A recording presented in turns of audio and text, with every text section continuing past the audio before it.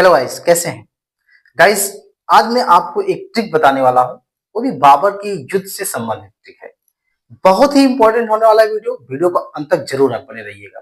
देखो, सबसे पहले आपको बता दें कि जो बाबर है, बाबर 1526 में, कब 1526 में, उस समय लोधी वंश शासन चल रहा था।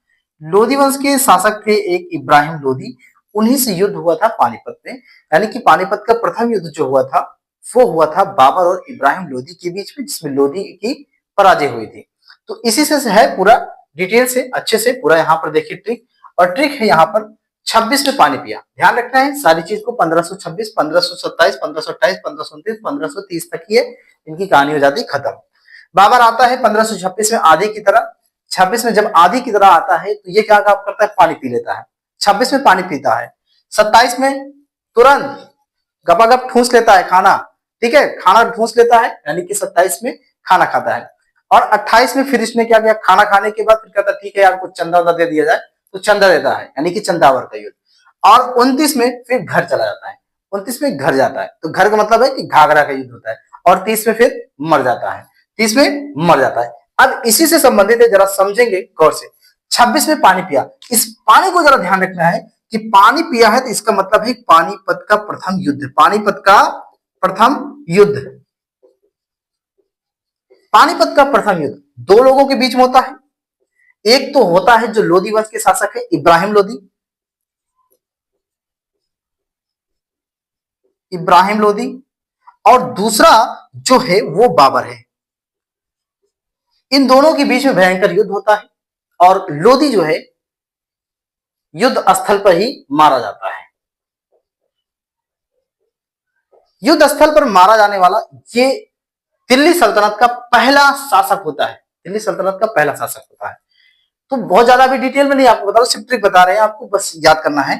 तो इब्राहिम लोधी की इसमें मृत्यु हो जाती है। तो यानी कि पानीपत का प्रथम युद्ध होता है 1526 में। ध्यान रखना है।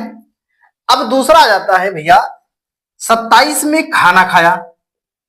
27 में खाना खाया, यानी कि खानवा का युद्ध होता है। खानवा का युद्ध ये होता है 1527 में, दो लोगों के बीच में होता है। मेवाड़ के राणा सांगा है, ये भी बाबर के बीच में होता है, और राणा सांगा के बीच में होता है। इसमें राणा सांगा की क्या होती है, हार हो जाती है। राणा सांगा इसमें हार जाते हैं। फिर ये 1528 में, 1528 में चंदावर का युद्ध होता है।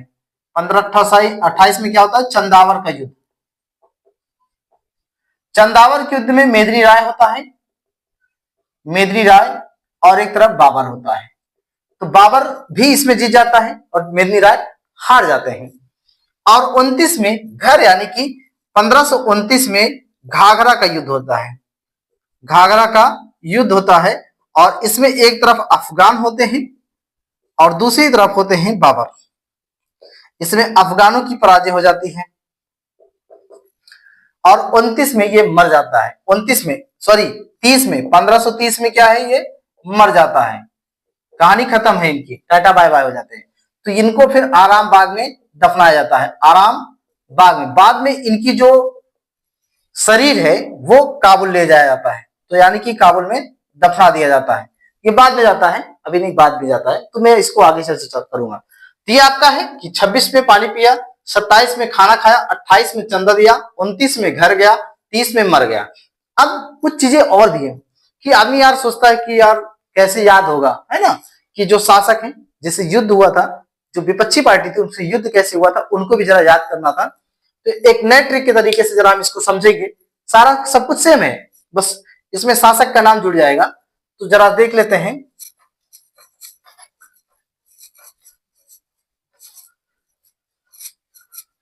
यहां पर एक ट्रिक समझ लीजिए, बनाते हैं आपको। 26 में लोधी को, किसको, लोधी को पानी पिलाया, बस पिलाया। ठीक है, 26 में, यानी कि 1526 में लोधी को पानी पिलाया। कौन पिलाया भाई, बाबर पिलाया। 27 में